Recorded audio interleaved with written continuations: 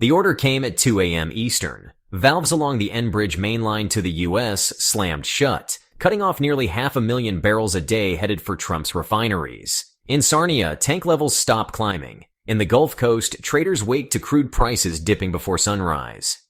And in Alberta's dispatch room, a new map glows on the wall. One that doesn't end in Houston or Chicago, but at a deep-water port on James Bay, with tankers bound for Europe. Canada hasn't just slowed the flow, it's redrawn the oil map overnight. It's not a sudden rupture, but a prelude. Ontario, Alberta, and Saskatchewan have joined forces on a feasibility study for a new energy corridor that would run from Alberta's oil sands straight to Ontario's refining hub, bypassing the southbound dependency that's defined Canada's energy exports for decades. The proposed route ends not in the U.S. Midwest or Gulf Coast, but at deep water ports on James Bay, Hudson Bay, and the Great Lakes, gateways to Atlantic markets. For the U.S., this is the first sign that its largest crude supplier is testing the idea of turning away. Canada's oil map has always been tilted south. In 2024, the country exported over 4 million barrels per day of crude, and nearly every drop went to the United States. Ontario, too far from Western supply to feed its own refineries directly, imported close to 500,000 barrels per day, most of it from the U.S. That meant Canadian crude often traveled into the States, only to be refined or redistributed back across the border at U.S. terms. This corridor changes the equation. Instead of relying on U.S. infrastructure to reach Ontario, Western Canadian oil could move east entirely within Canadian borders, cutting out the middle link. The logic is cold and transactional. Feed Ontario's refineries directly, reduce exposure to U.S. bottlenecks, and open new maritime routes for export. But beneath that logic lies a much sharper edge. U.S. refiners have built their operations around the consistent discount on Western Canadian heavy crude, a margin created by Canada's limited access to global markets. Add new eastbound capacity and new tidewater access, and that discount begins to narrow. The same barrels that U.S. refiners have relied on to keep margins fat would start competing at global prices. This isn't a vague possibility. It's built into the geography. Ontario's Sarnia complex, home to Imperial's 120,000 barrel per day refinery and Suncor's 85,000 barrel per day plant, sits just miles from Great Lakes shipping routes. If Western crude reaches those refineries without detouring through U.S. lines, the same infrastructure that moves refined products could send surplus volumes eastward to tidewater. In a single step, Canada could lower domestic transport costs, increase security of supply for its industrial heartland, and carve a path to overseas buyers. The public framing is defensive. Ontario's Infrastructure Minister Kinga Surma warns of unprecedented tariffs from the United States and a world growing more unstable. Premier Doug Ford says bluntly that the days of relying entirely on the U.S. are, well, gone. Yet, the mechanics of the plan reveal something more ambitious. By building a route that delivers oil and gas east, Canada isn't just shielding itself from disruption, it's positioning to sell to any market that can pay. That's where the U.S. dilemma, really sharpens. In 2024, Canadian crude covered 60% of all U.S. crude imports and nearly a quarter of total U.S. refinery throughput. Much of that flow is heavy crude, which U.S. refineries in the Midwest and Gulf are specifically configured to process. If even a fraction of those barrels are diverted east, U.S. buyers must look elsewhere, most likely to Latin America or the Middle East. At prices closer to Brent, margins shrink, and the quiet advantage American refiners have held for years erodes.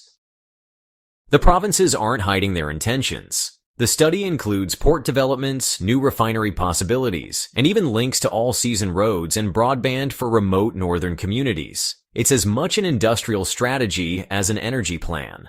The proposed corridor could also connect to Ontario's Ring of Fire region, which is rich in critical minerals needed for electric vehicles and batteries. Energy in, minerals out. A two-way artery designed for the next 50 years of trade. For Ottawa, it's a rare moment of provincial unity. Alberta sees a way to sell its crude at higher netbacks. Ontario secures feedstock for its refineries without crossing a border.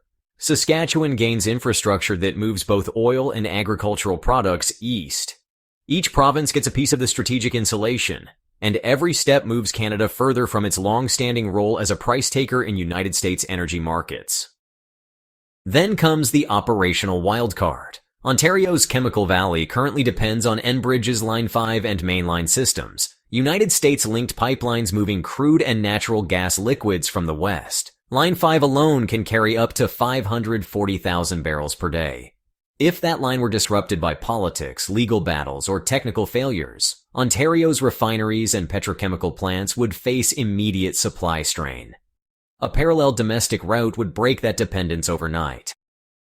This is where the plan flips its own narrative. Sold as a shield against foreign tariffs, it doubles as a sword, able to redirect supply in ways that alter the continental balance. The United States would still import millions of Canadian barrels, but not by default. Every barrel would be part of a choice, not an obligation. Let's stop here. Because, the easy read is to treat this as a pipeline story, but it really isn't. This is actually a redrawing of the North American energy map, where, geography becomes negotiable. The most striking element isn't the steel in the ground, but, honestly, the ports on the horizon.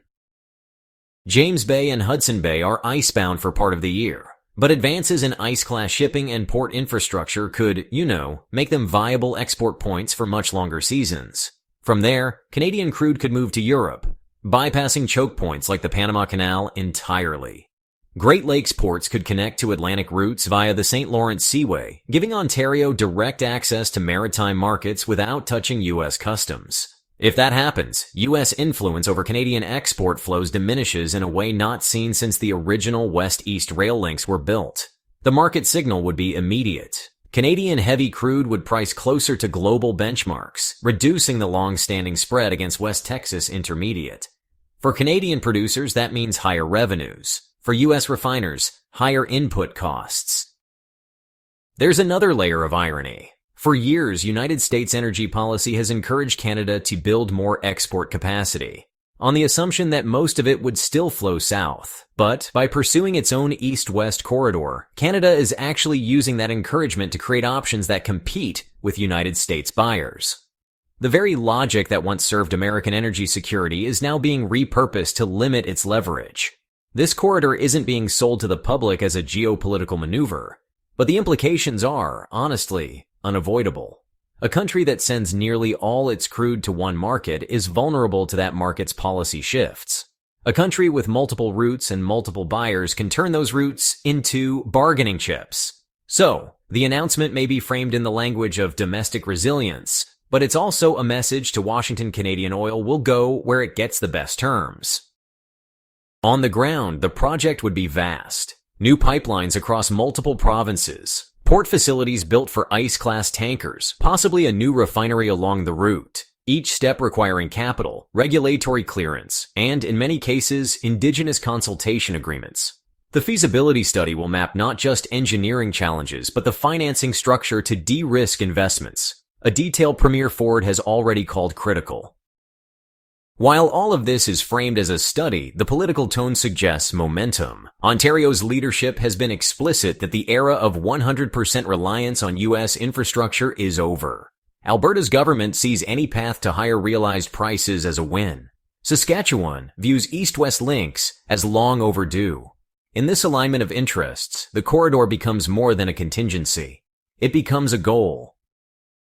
The U.S. still has leverage. Its refinery network, storage capacity, and purchasing power make it a natural buyer for Canadian crude. But the stability of that role is now conditional. In a world where Canadian oil can reach Europe or other Atlantic markets without passing through U.S. territory, Washington's bargaining position changes. The endgame is as much about perception as it is about barrels. A Canada that can move oil east at will is a Canada that can sit at the negotiating table with options in hand. The corridor might never carry enough crude to replace U.S. volumes, but it doesn't have to.